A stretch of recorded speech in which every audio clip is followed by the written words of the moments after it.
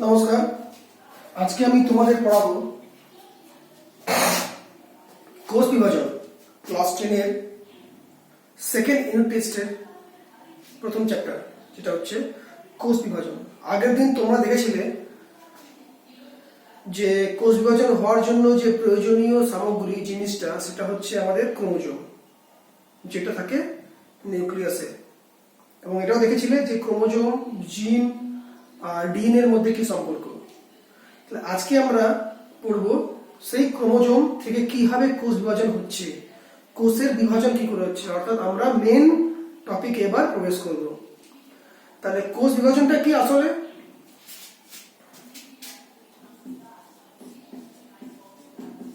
কোষ বিভাজনটা আসলে কি, যাকে ইংলিশে বলা হচ্ছে সেল ডিভিশন।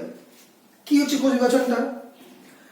একটা ছোট্ট চারা গাছ থেকে একটা বড় যে বৃহৎ উদ্ভিদ, আবার একটা ছোট্ট শিশু থেকে একটা পূর্ণাঙ্গ জীবের সৃষ্টি যে হচ্ছে, অর্থাৎ ছোট্ট থেকে যে বড় হয়ে যাচ্ছে, সেই একই শরীর একই ছিল, সেই শরীরটাই কিন্তু বড় হয়, সাইজে বেড়ে গেল। কি করে হলো জিনিসটা? বাইরে থেকে কেউ কি এসে কোনো মাংস বুঝিয়ে দিল, গায়ের মধ্যে মাংস জুড়ে দিল, যার জন্য কি সেই প্রাণীটা বড় হয়ে গেল বা উদ্ভিদটা বড় হয়ে গেল? না। অর্থাৎ প্রাণী, উদ্ভিদ অর্থাৎ জীবের শরীরে যে কোষ রয়েছে, সেই কোষটাই ভেঙে ভেঙে কিন্তু অনেকগুলো কোষ সৃষ্টি করলো। অর্থাৎ একটা কোষ থেকে হাজার হাজার কোষ সৃষ্টি করলো। এবং কি হলো? জীবদেহের আকৃতিটা বাড়লো। তাহলে এটাই হচ্ছে কোষের বিভাজন। তাহলে এই জিনিসটা যে এত সহজে বলে দিলাম, সেটা কিন্তু এত ইজিলি হয় না, এটা একটা খুব জটিল প্রক্রিয়া। কি হচ্ছে? তাহলে এখানে আমার মেন কি কি জিনিস লাগবে? আমার মেন লাগছে আমার ক্রোমোজোম, যেটা আসল। তাহলে কোষ বিভাজন কে মানে জীব জগতে কোষ বিভাজন তিন ধরনের দেখতে পাওয়া যায়। প্রথমে জানবো আমরা তিন ধরনের দেখতে পাওয়া যায় কোষ বিভাজন। একটা হচ্ছে সব থেকে সরল প্রকৃতির কোষ বিভাজন, অর্থাৎ সেটাকে আমরা ট্রু সেল ডিভিশন বলবো না। অর্থাৎ সেটা হচ্ছে সব থেকে নিম্ন শ্রেণীর জীবেরা, অর্থাৎ নিম্ন শ্রেণীর উদ্ভিদ আর প্রাণীদের ক্ষেত্রে এই ধরনের দেখতে পাওয়া যায় কোষ বিভাজন। কোষ বিভাজন হওয়ার জন্য আমি কি বলছিলাম, যে আমার ক্রোমোজোম লাগবে। তাহলে এই ধরনের কোষ বিভাজন যেটা দেখতে পাওয়া যায় নিম্ন শ্রেণীর জীবদের ক্ষেত্রে, তাদেরকে বলা হচ্ছে অ্যামাইটোসিস কোষ বিভাজন। কি বলা হচ্ছে? অ্যামাইটোসিস,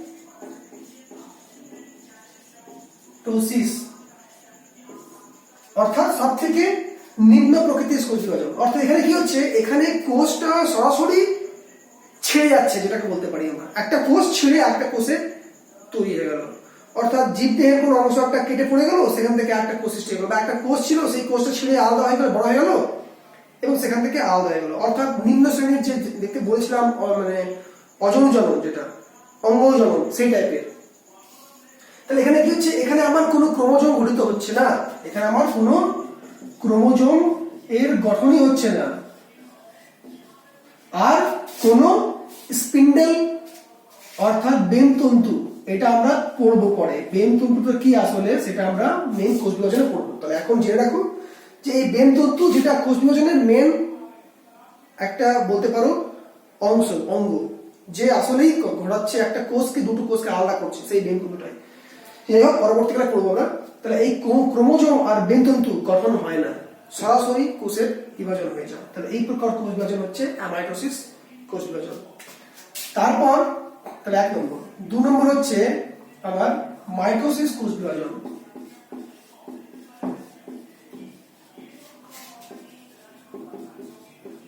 এখানে কি হচ্ছে, মাইটোসিস বিভাজন এটা দেখতে পাওয়া যায় আমাদের দেহকোষে। এবার দেহকোষ আর জননকোষ কি, এটা বলছি। তাহলে মাইটোসিস দেখাতে কোথায়? আমাদের দেহকোষে, অর্থাৎ দেহে, অর্থাৎ জননকোষ বাদ দিয়ে বাকি যে সমস্ত কোষগুলো, এটা আমি পরে বলছি। তাহলে এই ধরনের কোষগুলোকে বলা হচ্ছে মাইটোসিস। কি হচ্ছে এখানে, এটা ট্রু সেল ডিভিশন, অর্থাৎ এখানে ক্রোমোজোম আর বেমতন্তু গঠন হচ্ছে। এখানে কি হচ্ছে, মাইটোসিস কোষ বিভাজনকে আমরা বলতে পারি সদৃশ্য বিভাজন বা ইকুয়েশনাল ডিভিশন।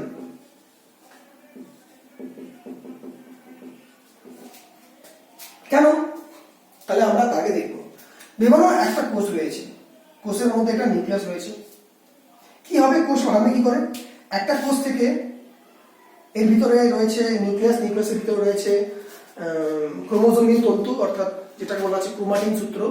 সেই ক্রোমাটিন সূত্রগুলো পরবর্তীকালে ক্রোমোজোম গঠন করবে, যেটা আমি আগে ক্লাসে বলেছিলাম। সেই ক্রোমোজোমগুলো থেকে এবার ভেঙে যেটা কোষ বিভাজন মেইন ঘটনা সেটা হয়। এখানে কি হচ্ছে, একটা কোষ থেকে ভেঙে দুটো কোষ সৃষ্টি হলো, একই আকৃতি। তাহলে এই যে দুটো কোষ সৃষ্টি হলো ভেঙে একটা কোষ থেকে, আবার এই কোষটা আবার ভেঙে এখান থেকে আবার দুটো কোষ সৃষ্টি হবে, আবার এখান থেকেও ভেঙে দুটো কোষ সৃষ্টি হবে। তাহলে কি হচ্ছে, তাহলে যে কোষটা ভাঙছে, অর্থাৎ যে কোষটা ভাঙবে তাকে বলা হচ্ছে জনন মাতৃকোষ, এটা মাতৃকোষ। আর এই দুটো হচ্ছে অপত্য কোষ, অর্থাৎ এটা হচ্ছে মাদার সেল, এই দুটো হচ্ছে অফস্প্রিং, ডটার সেল যাকে বলবো আমরা। তাহলে কি হচ্ছে, তাহলে এই প্রকাশ কোষ মানে কি হচ্ছে, যে মাতৃকোষ সেই মাতৃকোষের একই আকৃতি, একই গুণ সম্পন্ন, অর্থাৎ সদৃশ্য, একই আকৃতির, একই গুণ সম্পন্ন এবং সমান সংখ্যক ক্রোমোজোম বিশিষ্ট যখন দুটো আপত্য কোষ সৃষ্টি হয়, অর্থাৎ আকারও একই, সমস্ত গুণ একই, অর্থাৎ কোষের মধ্যে যা যাবতীয় জিনিসপত্রগুলো সমস্তগুলো একই, একদম আইডেন্টিক্যাল, আর একই ক্রোমোজোম বিশিষ্ট। ধরে নাও এই ক্রোমোজোমে, এই মাতৃকোষের মধ্যে 10টা ক্রোমোজোম আছে, তাহলে এখান থেকে যে দুটো ডটার সেল বা আপত্য কোষ সৃষ্টি হবে সেখানেও 10টা করে থাকবে ক্রোমোজোম। আবার এখান থেকে যখন ভাঙবে তাহলে এখানেও, এখান থেকে যে তৈরি হবে এখানেও 10টা করে প্রত্যেকটা উৎপন্ন হবে। অর্থাৎ ক্রোমোজোম যা ছিল মাতৃকোষের, অপত্য কোষেও একই থাকবে। আবার এখান থেকেও যখন ভাঙবে তখন এটা হলো মাতৃকোষ, এখান থেকে দুটো আবার ভাঙবে আপত্য কোষ, এই মাতৃকোষ থেকে আপত্য কোষ, তাহলে এখানে আবার ক্রোমোজোম সংখ্যা সেম থাকছে। তাহলে এই ধরনের কোষ বিভাজনকে বলা হচ্ছে মাইটোসিস বা সদৃশ্য কোষ বিভাজন। এই জন্য মাইটোসিসকে বলা হচ্ছে সদৃশ্য বিভাজন। কেন? কারণ এখানে মাতৃকোষের ক্রোমোজোম সংখ্যা আপত্য কোষের ক্রোমোজোম সংখ্যা একই থাকে, সমান থাকে। অর্থাৎ যদি আমি এই মোট ক্রোমোজোম, এই মাতৃকোষের মোট ক্রোমোজোম যদি আমি ধরি 2n সংখ্যক, অর্থাৎ ডিপ্লয়েড সংখ্যক, এটাও আমি পরবর্তীকালে বোঝাবো ডিপ্লয়েড হ্যাপ্লয়েড কি জিনিসটা। যদি এই ক্রোমোজোম সংখ্যাটা হচ্ছে 10, টোটাল ক্রোমোজোম সংখ্যা, অর্থাৎ যদি এই ডিপ্লয়েড সংখ্যক ক্রোমোজোম 10 হচ্ছে, তাহলে এর ক্ষেত্রেও ডিপ্লয়েড সংখ্যক ক্রোমোজোম হচ্ছে 10, এর ক্ষেত্রেও ডিপ্লয়েড সংখ্যক ক্রোমোজোম হচ্ছে 10, অর্থাৎ এরও 2n সংখ্যা 10, এরও 2n সংখ্যা 10, প্রত্যেকের কিন্তু 10টা করে আছে টোটাল ক্রোমোজোম। তাহলে এটা হয়ে গেল আমার মাইটোসিস কোষ বিভাজন। এর পরবর্তীকালে আসছে আমরা, তাহলে এটা কোথায় দেখতে পাওয়া যায় মাইটোসিসটা? এটা দেখতে পাওয়া যায় দেহকোষে, অর্থাৎ জনন কোষ বাদ দিয়ে, অর্থাৎ যেগুলো জীবেদের জন্ম ঘটাচ্ছে, অর্থাৎ প্রাণীদের ক্ষেত্রে শুক্রাশয় ডিম্বাশয়, আর উদ্ভিদের ক্ষেত্রে ডিম্বাণু বা গর্ভকেশ চক্র, পুংকেশর চক্র, পুংধানী, পুংরেণু, এগুলো বাদ দিয়ে বাকি সমস্ত কোষগুলো, অর্থাৎ মূল কাণ্ড পাতা উদ্ভিদের ক্ষেত্রে, প্রাণীদের ক্ষেত্রে শুক্রাশয় ডিম্বাশয় বাদ দিয়ে বাকি সমস্ত, মাথা থেকে শুরু করে পা পর্যন্ত সমস্ত কোষগুলোতেই দেখতে পাওয়া যায় মাইটোসিস কোষ বিভাজন। 3 নম্বরটা হচ্ছে আমাদের মিওসিস।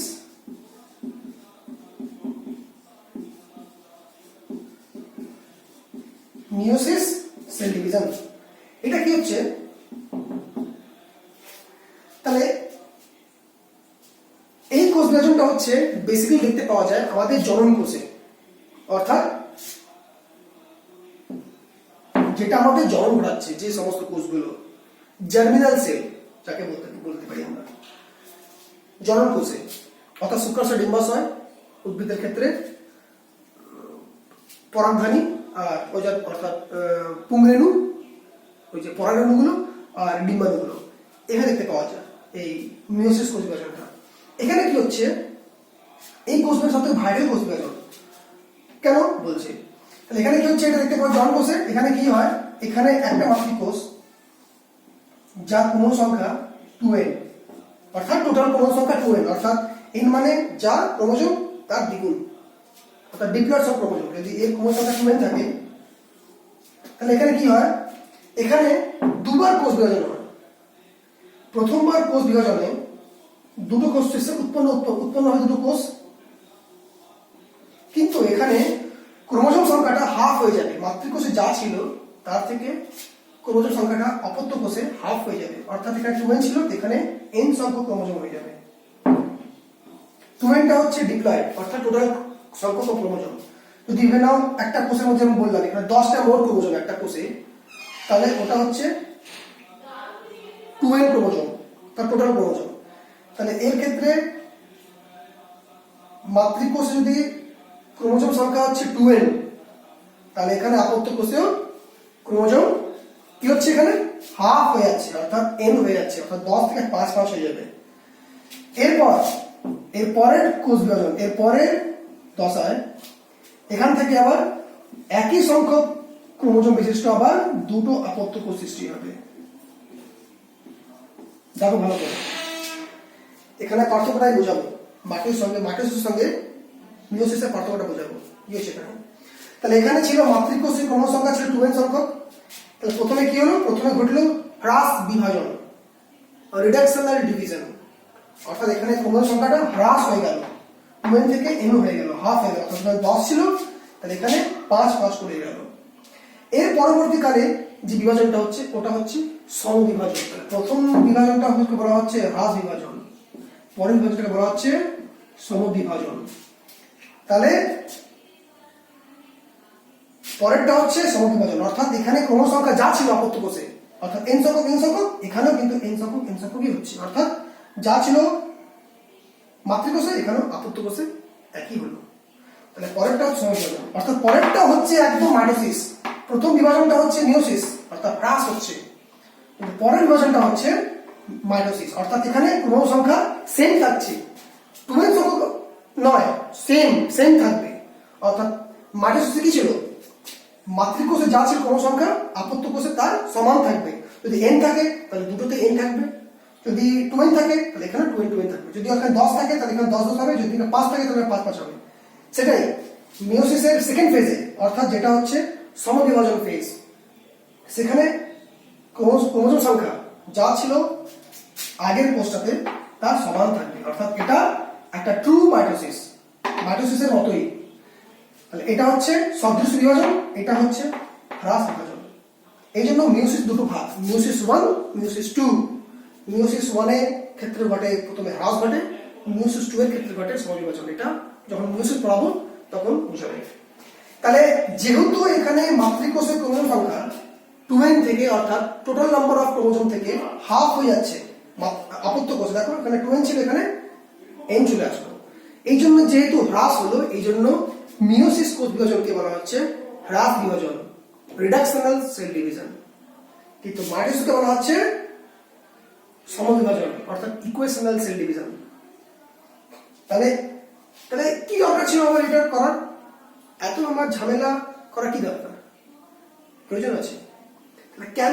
তাহলে এবার আমরা জানতে পারবো যে মাইটোসিস আর মিওসিসের গুরুত্ব। তাহলে প্রথমে অ্যামাটোসিসের গুরুত্ব কি আছে? অনুন্নত জীবদের ক্ষেত্রে এই কোষগুলো দেখতে পাওয়া যায়, কারণ ওদের ওখানে মাইটোসিস মিওসিস কোনো কেস নেই, ওদের ওটাই গুরুত্ব। মাইটোসিস আর মিওসিস কি গুরুত্ব? মাইটোসিস কোষ বিভাজন কি হচ্ছে, আমার ডাইরেক্ট 2n থেকে 2n হচ্ছে, অর্থাৎ এখানে যা 2n ছিল এখানেও 2n হয়ে গেল, এখানে 2n হয়ে গেল, অর্থাৎ আমার খুব ফাস্ট অ্যাব্রাপ্ট সেল ডিভিশন।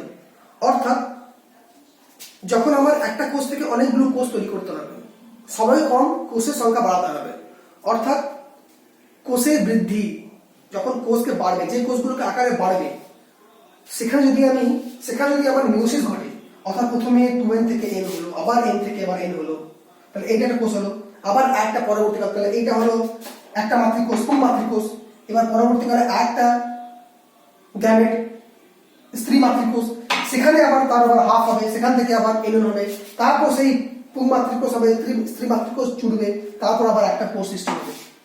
কোষ সৃষ্টি একটা কি করে সৃষ্টি হয়? একটা ক্রোমোজোম,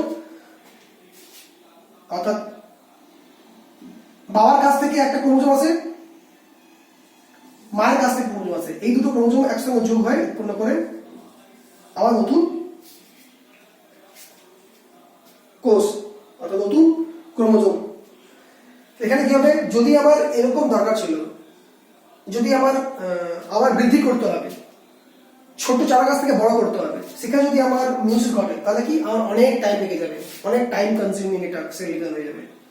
তাহলে আবার ক্ষয়পূরণ, কোথাও গাছের পাতা বা কাণ্ড ছিঁড়ে গেল, শরীরের কোনো অংশ কেটে গেল, তাহলে সেটাকে ভরাট করতে হবে, সেটাকে কম্পেনসেট করতে হবে, কোষের বিভাজন করতে হবে। সেখানে আমি যদি মিউসিস ঘটে তাহলে কি হবে, আমার অনেক টাইম লেগে যাবে, কারণ এই ঘটনা করতে অনেক টাইম লাগে। কিন্তু মাইটোসিসে কি হয়, ডাইরেক্ট 12 থেকে 12 হচ্ছে আমার ক্রোমোজোমটা, যা ছিল সেটাই থাকবে। তাহলে এই ধরনের কোষ বিভাজন বেসিক্যালি কি কি হয়, বৃদ্ধি, ক্ষয়পূরণ,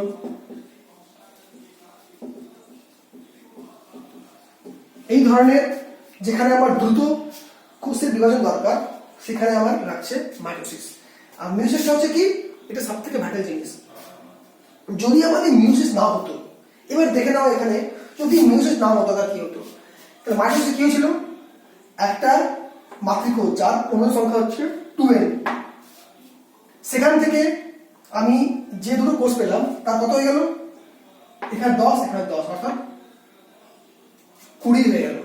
2n থেকে কি হয়ে গেল, 4n হয়ে গেল, 2n প্লাস 2n, এটা 2n কত হয়ে গেল, 4n। আবার এখান থেকে যখন আবার দুটো কোষ সৃষ্টি হবে, এখান থেকে দুটো কোষ, আবার এখানে দুটো কোষ, তাহলে এখানেও আবার 2n, এখানেও 2n, আবার এখান থেকে যে দুটো পাওয়া যাচ্ছে সেখান থেকে 2n, তাহলে কত হচ্ছে, 8n হয়ে যাচ্ছে। অর্থাৎ এখানে কোষের সংখ্যা, ক্রোমোজোম সংখ্যাটা দ্বিগুণ হারে বাড়ছে, 2n থেকে 4n থেকে 8n থেকে 16n। তাহলে কি হচ্ছে, আমার ক্রোমোজোম সংখ্যাটা প্রত্যেকটা জেনারেশনে, প্রত্যেকটা জনুতে, অর্থাৎ মাতৃকোষ থেকে যখন একটা আপত্য সৃষ্টি হলো, সেই মাতৃকোষ থেকে আবার যখন পরবর্তী আপত্য সৃষ্টি হলো, আবার এখান থেকে যখন পরবর্তী আপত্য সৃষ্টি হলো, সেখানে কি দেখছি আমরা, ক্রোমোজোম সংখ্যাটা ক্রমশ বেড়ে যাচ্ছে। তাহলে আগের যে মাতৃকোষ, অর্থাৎ বাবার মাতৃকোষ, বাবা মায়ের মাতৃকোষ এর ক্রোমোজোম সংখ্যা 2n, তার ছেলে বা মেয়ের সন্তানের মাতৃকোষের ক্রোমোজোম সংখ্যা বেড়ে গেল।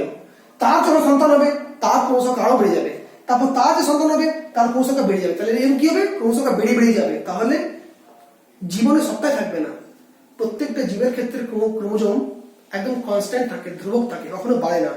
আজ থেকে আমাদের যখন সৃষ্টি, মানুষের একটা উদাহরণ দিই, মানুষের আমাদের শরীরে ক্রোমোজোম সংখ্যা হচ্ছে 46টা, অর্থাৎ প্রত্যেকটা কোষে আমাদের 46টা ক্রোমোজোম আছে।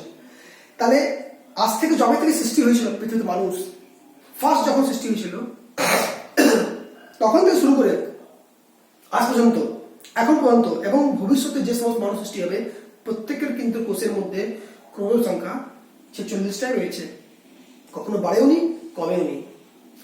যদি মাইটোসিস হতো তাহলে দেখা যেত আজকে আমাদের ক্রোমোজোম সংখ্যা আমাদের পূর্বপুরুষ থেকে অনেক বেশি বেড়ে গেছে, কোটি কোটি গুণ বেড়ে গেছে। তা কখনো সম্ভব? কখনোই সম্ভব নয়। একটা ক্রোমোজোমের মধ্যে সামান্য হেরফের হয়ে গেলে, সামান্য একটু পরিবর্তন হয়ে গেলে কিন্তু একটা বিশাল পরিবর্তন সৃষ্টি হয়েছে, একটা বিশাল মিউটেশন, বিশাল একটা পরিব্যক্তি দেখা যায়। তা সামান্য একটা ক্রোমোজোম সংখ্যা বেড়ে গেলে বা একটা কোনো কোড বেড়ে গেলে বিশাল চেঞ্জ হয়ে যায়। তাহলে এটা কখনোই কোষের নিয়ম নয়। ক্রোমোজোম সংখ্যা প্রত্যেকটা জীবের ক্ষেত্রে, প্রত্যেকটা কোষের ক্ষেত্রে সমান থাকে, অর্থাৎ পার্টিকুলার জীবের ক্ষেত্রে ক্রোমোজোম সংখ্যা সমান আছে, কখনো বাড়বে না কমবে না। তাহলে যদি মাইটোসিস হতো তাহলে আমার ক্রোমোজোম সংখ্যাটা প্রত্যেক জেনারেশনে বেড়ে যেত, যেটা কখনোই সম্ভব নয়, যেটা একটা ভুল পদ্ধতি, এটা সম্ভব নয়। এই জন্য আমাদের মাইটোসিস, মিওসিস। এখানে কি হচ্ছে, তাহলে এখানে আমি ভালো করে বোঝাই। মিওসিসে কি হচ্ছে, মিওসিসে হচ্ছে আমাদের এখানে আমি ধরলাম পুং মাতৃকোষ একটা, ধরলাম এটা ধরে নিলাম স্ত্রী মাতৃকোষ।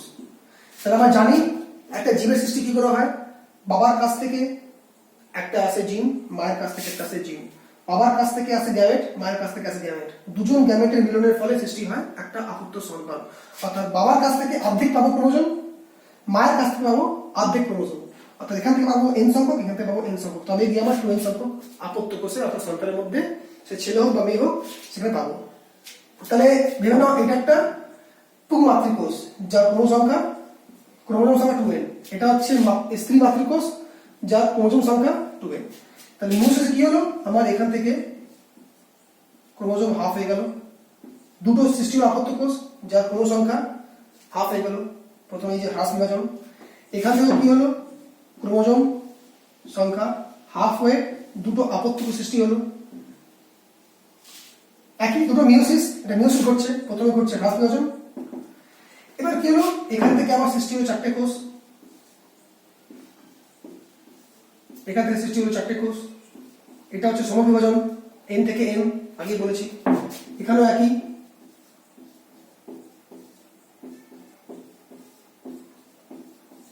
একই। এবার দেখো তাহলে আমি একটা মাতৃকোষ থেকে যে পেলাম গ্যামেটটা, এই গ্যামেটটাও পরে বলবো কি জিনিসটা কি। এই যে গ্যামেট পেলাম অর্থাৎ জীবনের সত্তা, জীবনের বীজ বলতে পারি গ্যামেটকে, অর্থাৎ এখনো কিন্তু একটা নতুন জীব সৃষ্টি হয়নি। তাহলে আমি একটা গ্যামেট পেলাম, এই যে এইগুলো এন সংখ্যক ক্রোমোজোম বিশিষ্ট, অর্থাৎ একটা ক্রোমোজোম যা থাকে একটা জীবের তার হাফ সংখ্যক যে হচ্ছে সেট, তাকে বলা হচ্ছে গ্যামেট। অর্থাৎ এটা হচ্ছে হ্যাপ্লয়েড, এটা হচ্ছে ডিপ্লয়েড, এটা হ্যাপ্লয়েড, এটাই পরবর্তীকালে ডিটেইলসে বলবো। তাহলে মাতার কোষ থেকে পেলাম এন সংখ্যক ক্রোমোজোম, বাবার কাছ থেকে পেলাম, মায়ের কাছ থেকে পেলাম এখানে এন সংখ্যক ক্রোমোজোম। এবার কি হবে, এবার যখন এই ক্রোমোজোম যখন যোগ হবে, অর্থাৎ বাবার ক্রোমোজোম মায়ের ক্রোমোজোম যখন যোগ হবে, এখানে এন আর এখানে এন যখন যোগ হবে, তা দেখো আবার 2n কিন্তু আমি ফিরে পেলাম, যেটা বাবা মায়ের কাছে যা ছিল, মাতৃকোষে যা ছিল ক্রোমোজোম সংখ্যা, সেটাই কিন্তু আপত্য কোষে ফিরে এলো। আবার যখন এই কোষ থেকে যখন এই গ্যামেট আর এই গ্যামেটে মিলন ঘটবে 2n, যখন এই গ্যামেটের সঙ্গে এই গ্যামেটে মিলন ঘটবে, সেটাও nn 2n, এর সঙ্গে এটা 2n 2n, এটাও 2n 2n। তাহলে কি হচ্ছে এখানে আমার ক্রোমোজোম সংখ্যাটা প্রত্যেক জেনারেশনে প্রত্যেক জনুতে সমান থাকছে, এখানে বেড়ে যাচ্ছিল, এখানে কিন্তু বাড়ছে না। অর্থাৎ মিওসিস কোষ বিভাজন ঘটলো বলে ক্রোমোজোম সংখ্যাটা ধ্রুবক থাকলো, যদি না ঘটতো তাহলে গাণিতিক হারে আমার ক্রোমোজোম সংখ্যাটা প্রত্যেক জেনারেশনে বেড়ে বেড়ে যেত। তাহলে ক্রোমোজোম সংখ্যাকে ধ্রুবক রাখা অর্থাৎ কনস্ট্যান্ট রাখাই হচ্ছে মিওসিস কোষ বিভাজনের সবথেকে ভাইটাল ইম্পর্টেন্স। আর গ্যামেট সৃষ্টি করা, যদি গ্যামেট সৃষ্টি না হতো তাহলে কি করে জীব সৃষ্টি হবে? কারণ পুং গ্যামেট, যদি এটাকে ধরি আমি পুরুষ মাতৃকোষ তাহলে এটাকে বলা হবে পুং গ্যামেট, যদি এটা স্ত্রী মাতৃকোষ তাহলে সেখান থেকে যে পাচ্ছি গ্যামেটগুলো এগুলো এন সংখ্যক ক্রোমোজোম বিশিষ্ট, এটাকে বলা হচ্ছে স্ত্রী গ্যামেট। তাহলে পুং গ্যামেট স্ত্রী গ্যামেট যদি মিলন না হয় তাহলে কি করে, যদি নিষেক না ঘটে, যদি এদের মধ্যে ক্রস না হয় তাহলে কি করে একটা জীব সৃষ্টি হবে, কি করে নতুন জীব আসবে পৃথিবীতে? জনন সম্পূর্ণই হবে না। তাহলে গ্যামেট সৃষ্টি করতেই হবে আমাকে, হ্যাপ্লয়েড সংখ্যক ক্রোমোজোম বিশিষ্ট গ্যামেট সৃষ্টি করতেই হবে। তাহলে হ্যাপ্লয়েড সংখ্যক ক্রোমোজোম বিশিষ্ট গ্যামেট সৃষ্টি করাই হচ্ছে মিওসিস কোষ বিভাজনের একটা গুরুত্বপূর্ণ কাজ। অর্থাৎ গ্যামেট সৃষ্টি করা, ক্রোমোজোম সংখ্যাকে ধ্রুবক রাখা, এবং আমরা পরবর্তীকালে পড়বো, যখন মিওসিস পড়বো তখন আমি পড়বো ওখানে একটা ঘটনা ঘটে যাকে বলা হচ্ছে ক্রসিং ওভার। এটা কি? এখানে দুই প্রকার ক্রোমোজোমের ক্রোমাটিড গুলোর মধ্যে একটা জোড় বাঁধে, এবং তার ফলে কি হয়, দুটো আলাদা আলাদা ধরনের ক্রোমোজোমের মিলন ঘটে, ফলে নতুন এক ধরনের কম্বিনেশন পাই আমরা। যেমন এটা এক ধরনের ক্রোমোজোম এ টাইপ, এটা বি টাইপ ক্রোমোজোম, এটা যদি আমার এর মধ্যে আলাদা জিন রয়েছে, এর মধ্যে আলাদা জিন রয়েছে, তাই তো? তাহলে যদি এর সঙ্গে এর জোড়া লাগে এবং পরবর্তীকালে যদি এখান থেকে আমি নতুন এক ধরনের ক্রোমোজোম পাই, একটা ক্রোমোজোম পাই যার মধ্যে এই দুটো জিনেরই বৈশিষ্ট্য রয়েছে, তাহলে সেটা বেশি আপডেটেড না ব্যাকডেটেড? এর মধ্যে একটা নির্দিষ্ট জিন আছে, এর মধ্যে নির্দিষ্ট জিন আছে, যদি এই দুটো মিলে একটা জিন সৃষ্টি হয় তাহলে এটা বেশি অ্যাডাপটিভ, বেশি অভিযোজনক্ষম। তাহলে ভ্যারিয়েশন আনা, অর্থাৎ জিনের মধ্যে ভেদ, ভ্যারিয়েশন আনাই হচ্ছে মিওসিস কোষ বিভাজনের ঘটনা। তাহলে এটা ঘটছে ওই ক্রসিং ওভার ঘটার ফলে, যেটা আমি পরবর্তীকালে পড়বো আমরা, যে ক্রসিং ওভারটা কি, সেটা মিওসিস কোষ বিভাজনে ঘটে। ক্রসিং ওভার, এই ক্রসিং ওভার ঘটছে বলে কি হচ্ছে, জিনের সংযুক্তি হচ্ছে, রিকম্বিনেশন হচ্ছে, নতুন ধরনের রিকম্বিনেন্ট ডিএনএ পাওয়া যাচ্ছে, ক্রোমোজোম পাওয়া যাচ্ছে, অর্থাৎ ভেদ সৃষ্টি হচ্ছে। আর ভেদ হচ্ছে আমার অভিব্যক্তি বা প্রকরণের একটা মূল চাবিকাঠি। এই ভেদ ভ্যারিয়েশন হচ্ছে বলেই নতুন নতুন ধরনের জীব সৃষ্টি হচ্ছে। এই যে আজকে এককোষী প্রজোয়া থেকে আজকে স্তন্যপায়ী প্রাণী, এই যে বহুকোষী স্তন্যপায়ী প্রাণী মানুষ সৃষ্টি হয়েছে, কি হবে? ওই একই জীব থেকে সৃষ্টি হয়েছে। তাহলে আমরা ওদের থেকে অনেক বেশি অ্যাডভান্স, অনেক বেশি আপডেটেড। কেন হয়েছে? এই জিনের রিকম্বিনেশনের ফলেই হয়েছে। এই জিনের ভ্যারিয়েশন হয়েছে বলে নতুন নতুন জীব আজকে পৃথিবীতে দেখতে পাচ্ছি। প্রত্যেকটা জীব প্রত্যেক থেকে আলাদা। কার জন্য হয়েছে? এই জিনের ভ্যারিয়েশন, ভেদ, যার ফলে প্রকরণ হয়েছে। অর্থাৎ একটা জীব থেকে একটা জীব সৃষ্টি হয়েছে, অভিব্যক্তি যাকে বলা হচ্ছে। তাহলে এই অভিব্যক্তি বা জিনের ভেদ সৃষ্টি করাই হচ্ছে মিয়োসিস কোষ বিভাজনের প্রধান গুরুত্ব। এই দেখলে এটা হচ্ছে কোষ বিভাজনের টাইপস, প্রকার। তাহলে পরবর্তী ক্লাসে আমরা করব একদম কোষ বিভাজন। তাহলে এটা বুঝতে পারলে, যদি এটা খুব ভালো লেগেছে তাহলে আমার চ্যানেলকে সাবস্ক্রাইব করবে এবং সেখানে তাকে লাইক করবে এবং তার পাশে একটা রয়েছে বেল বাটন, সেটাকে প্রেস করবে। ফলে কি হবে? আমার বিভিন্ন ভিডিওগুলো, আপকামিং ভিডিওগুলো তোমরা দেখতে পাবে। তাহলে please subscribe and like my videos. Thank you.